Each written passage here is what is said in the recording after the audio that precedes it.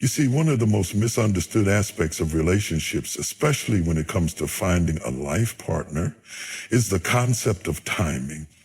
People obsess over whether they're ready, whether the circumstances are ideal, whether they've accomplished enough in life before settling down. And while yes, preparation matters, what often gets overlooked is the subtle but undeniable force of alignment. When the right person enters your life at the right time, things don't feel forced. There's a rhythm to it, an organic unfolding, almost as if something beyond you is setting the stage. Now, that's not to say that every relationship should be effortless. Relationships require work, commitment, and sacrifice. But there's a difference between struggling against something that clearly isn't meant to be and working through the inevitable difficulties that come with a meaningful connection. The challenge is in recognizing that distinction. Many people hold on to relationships that require constant justification, where they find themselves making excuses for why it isn't working instead of acknowledging that it simply isn't. And yet, when something is truly aligned, it moves with a certain grace. You don't have to convince yourself to stay. You simply know. This idea of divine timing is not just a romanticized notion. It's deeply rooted in psychological and philosophical principles. Carl Jung spoke extensively about synchronicity, the phenomenon where seemingly unrelated events converge in a meaningful way. You meet someone by chance, but the timing is eerily perfect. You find yourself in the right mental and emotional space to receive love, and suddenly, there it is. This is not coincidence. It's a pattern, a structure emerging from the chaos of life, revealing itself when you are ready to perceive it. And readiness, this is key. People often make the mistake of assuming that finding the right person is purely about external qualities, attractiveness, career success, social compatibility. But the real determinant of whether or not someone is your person has more to do with your own internal state. You will not recognize the right person if you are not in the right place mentally. How many times do people look back and realize they met the love of their life years before they were ready for them? The issue wasn't that the person was wrong. It was that they weren't yet capable of valuing what was in front of them. Timing, then, is not just about external circumstances. It's about psychological maturity. If you are deeply insecure, no relationship will feel like it's the right fit because you will sabotage it with your own fears and anxieties. If you are self-centered, you will dismiss potential partners who don't cater to your every whim. But when you reach a certain level of self-awareness, when you understand your own needs, flaws, and aspirations with brutal honesty, you begin to recognize compatibility not as some mysterious force, but as a tangible, observable reality. This is why people who truly find their life partner often describe it as something that just made sense. It's not that the relationship was perfect from day one. It's that it fit within the broader trajectory of their personal growth. When two people meet at the right time, when both have done enough inner work to appreciate and build something meaningful, the relationship doesn't feel like a battle against fate. It feels like a natural progression, the next step in a journey that was always leading them there. But what happens when we resist this? What happens when we cling to a relationship that doesn't align, or when we ignore the one that does? We create unnecessary suffering. We waste years trying to force something that deep down we know is a losing battle. Or worse, we let fear keep us from embracing something that could have been extraordinary. The truth is, most people don't miss out on great love because it wasn't available. They miss out because they were too blind to see it when it arrived. So if you're wondering whether the person in your life is truly your spouse, ask yourself, is this forced or does it flow? Am I growing because of this relationship, or am I shrinking? Is the timing right, not just externally, but within me? These questions demand real honesty, because in the end, The quality of your relationship will never exceed the quality of your own self-awareness. And here's the final thought I'll leave you with. When the right person enters your life at the right time, you won't need to convince yourself to hold on. You'll just know. One of the most overlooked but crucial indicators that you found the right person is the presence of deep, unshakable peace. And I don't mean the kind of temporary relief that comes from infatuation where everything feels exciting and effortless for a while. No, I'm talking about something much deeper, something that remains even when the initial spark settles, even when life's inevitable difficulties arise. This is the kind of peace that signals not just compatibility, but true security, a sense that you are exactly where you need to be. Now, people misunderstand peace in relationships all the time. They confuse it with boredom, as if love must always be dramatic and tumultuous to be real. And that's a dangerous misconception. If your idea of passion requires instability, constant highs and lows, cycles of euphoria followed by anxiety, what you're dealing with isn't love. It's chaos. And chaos, while it may feel intoxicating in the moment, is not the foundation for a stable long-term partnership. A relationship that is truly meant to last has a different quality to it. It doesn't pull you into a state of perpetual uncertainty. You're not left guessing where you stand, whether you're still interested, whether you have to keep proving your worth just to maintain their attention. Instead, there is a kind of quiet knowing, an absence of that gnawing fear that so often plagues relationships built on superficial attraction or insecurity. This peace isn't just emotional, it's deeply psychological. When you're with the right person, your nervous system isn't constantly on edge. You're not in a state of hypervigilance scanning for signs of abandonment or betrayal. You're not walking on eggshells, modifying your behavior to avoid setting them off.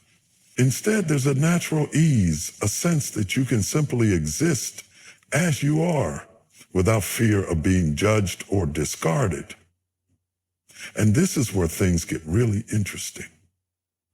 Because that kind of peace, true relational security, is not something you can manufacture. You can't fake it, you can't force it, and you certainly can't talk yourself into it if it isn't there.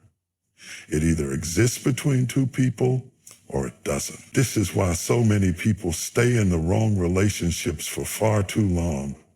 They convince themselves that the anxiety they feel is normal, that is just part of working through things.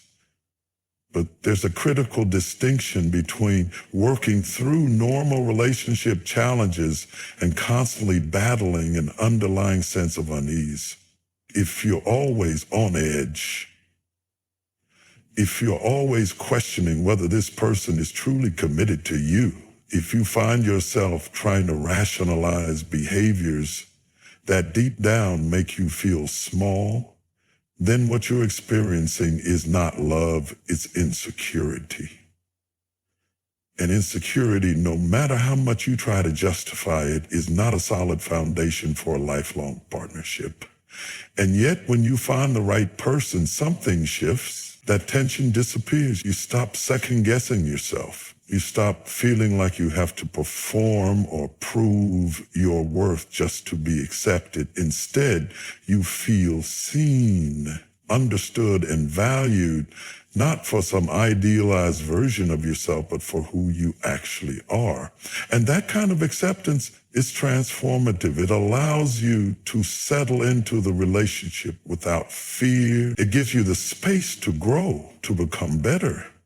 Not out of a desperate need to be enough for the other person, but because the security of the relationship creates the freedom to evolve. Now, I'm not saying that the right relationship is free of struggle. That's not realistic. There will be disagreements, there will be moments of frustration, and there will be challenges. But the difference is that these challenges don't threaten the foundation of the relationship. When you're with the right person, Conflict doesn't feel like a war zone. It feels like a problem to be solved together. And that's an enormous distinction. So, how do you know if this peace is present in your relationship? You pay attention to your body, to your mind, to the way you feel when you're with them. Do you feel relaxed? Or do you feel like you're constantly bracing for something to go wrong? Do you feel safe, or do you feel like you have to keep your guard up? Do you feel like you can fully be yourself, or are you constantly adjusting, filtering, hiding? These are not small questions. They are everything. Because if you don't have peace in your relationship, you will spend your entire life in a state of emotional exhaustion, always trying to make something work that was never meant to. And that is a tragedy. So here's the reality. Love should not feel like a battle against yourself. The right person doesn't make you question whether you are lovable. They make you feel with absolute certainty that you are, and that certainty without desperation, without fear, is what allows real love to flourish. A real relationship, one that is built to last, is not designed to keep you comfortable. It is designed to make you grow. And this is where many people misunderstand what love actually is. They assume that love should be easy, that it should affirm them at all times, that it should simply make them happy. But happiness, in the fleeting, superficial sense of the word, is not the goal of a deep, committed relationship. Growth is. And real growth is not comfortable. It is difficult, it is demanding, and it requires a level of honesty that most people are not prepared to face. When you find the right person, they will not simply agree with you all the time. They will not indulge your weaknesses or allow you to remain stagnant. They will challenge you, not out of criticism, not out of control, but out of a deep belief in your potential. And that is a completely different kind of love than the one we are so often sold. A weak relationship is built on the idea of validation at all costs. You tell your partner what they want to hear. You avoid difficult conversations. You prioritize comfort over truth. And while that might feel good in the short term, what it actually does is create a fragile foundation, one that will crumble the moment reality forces its way in, because reality always does. Life is not a smooth, effortless ride. It is full of suffering, full of unexpected hardship, full of moments that will push you to your absolute limit. And if you are with someone who is incapable of challenging you, incapable of helping you grow into the kind of person who can withstand those hardships, then your relationship is built on sand. Now, challenge is not the same as conflict. Let's be clear about that. A relationship filled with constant fighting, where you feel belittled or criticized, is not a relationship that is helping you grow. It is one that is wearing you down. That's not what I'm talking about. Here, I'm talking about the kind of partner who holds you to a higher standard, who refuses to let you settle for less than what you are capable of. The kind of partner who sees the weaknesses you try to ignore, and instead of enabling them, pushes you to overcome them.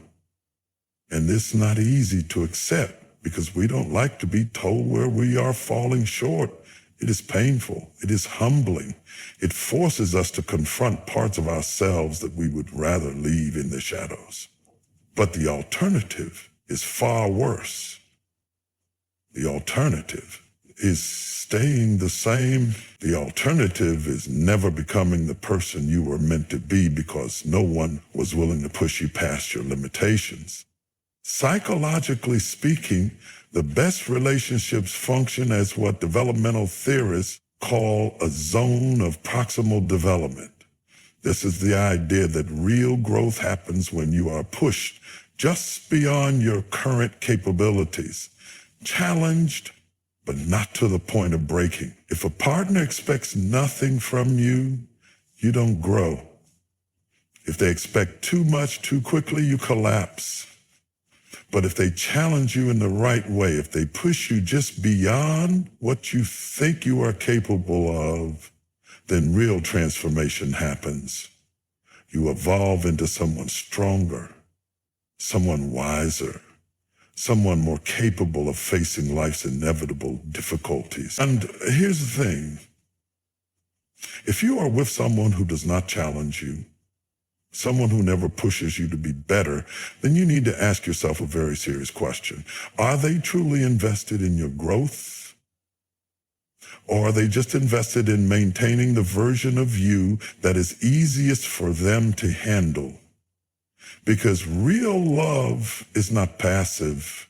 It does not simply accept you as you are and leave you there. It sees you as you could be, at your highest, at your strongest. And it demands that you move toward that. Not out of rejection, not out of dissatisfaction, but out of the deep knowledge that you are meant for more. So if you find someone who challenges you in this way, do not mistake that for a burden. Do not resist it because it makes you uncomfortable. Recognize it for what it is. Love in its highest form. Love that refuses to let you settle. Love that sees what you are capable of before you even see it yourself. That is the kind of love that transforms you. That is the kind of love worth holding on to. A relationship without deep, meaningful communication is not a relationship. It's a transaction. It's two people coexisting, playing their respective roles, and hoping that proximity alone will somehow translate into intimacy. And that's a dangerous illusion. Because real connection, the kind that sustains a lifelong partnership, is built on something far more substantial: the ability to communicate honestly, to understand each other beyond mere words, and to engage in the kind of dialogue that leads not just to mutual agreement, but to mutual transformation. This is one of the clearest signs that you've found the right person. When conversation flows effortlessly, when you don't have to force engagement, when there is a natural rhythm between you that allows both of you to express yourselves without fear of being dismissed or misunderstood. But this isn't just about talking. Plenty of people talk. What's rare, what's truly invaluable, is finding someone with whom you can engage in real communication. And what does that look like? It looks like being able to say what you actually mean rather than what you think the other person wants to hear. It looks like being truly listened to, not just heard in passing while the other person waits for their turn to speak. It looks like being able to disagree without feeling like the entire foundation of the relationship is under threat. It looks like finding someone who is not just willing to communicate, but who is willing to do so with the intent to understand rather than the intent to win. This is a rare thing, and it's a sign of something incredibly important: psychological safety.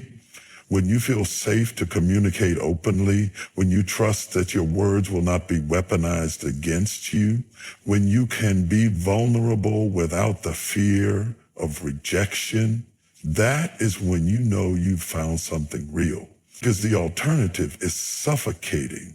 It's walking on eggshells, constantly calculating what you should say versus what you actually feel. It's suppressing your thoughts, your emotions, your needs, because you've learned either explicitly or implicitly that speaking your truth comes at too high a cost.